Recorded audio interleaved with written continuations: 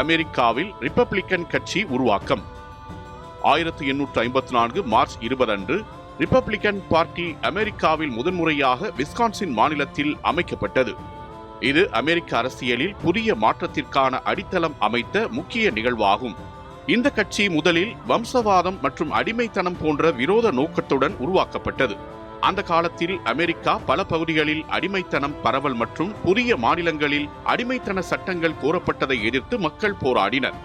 Republican கட்சி அடிமைத்தனம் விரோதம், பொருளாதார முன்னேற்றம் மற்றும் கூட்டாட்சி ஆதரவு போன்ற கொள்கைகளை முன்னிலையில் வைத்துக் கொண்டது.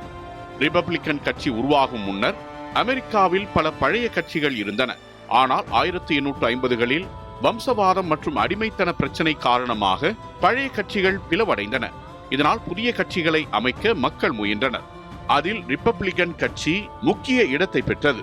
விஸ்கான்சின் மாநிலத்தில் நடைபெற்ற கூட்டத்தில் பல தலைவர்கள் கலந்து கொண்டு புதிய கட்சியின் கொள்கைகள், நிர்வாக அமைப்பு மற்றும் நோக்கங்களை வரையறுத்தனர்.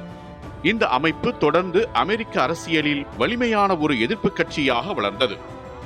பின்னர் ரிப்பப்ளிக்கன் கட்சி அமெரிக்காவின் முக்கியமான நாடாளுமன்ற மற்றும் ஜனாதிபதி தேர்தல்களில் முக்கிய பாத்திரம் வகித்தது.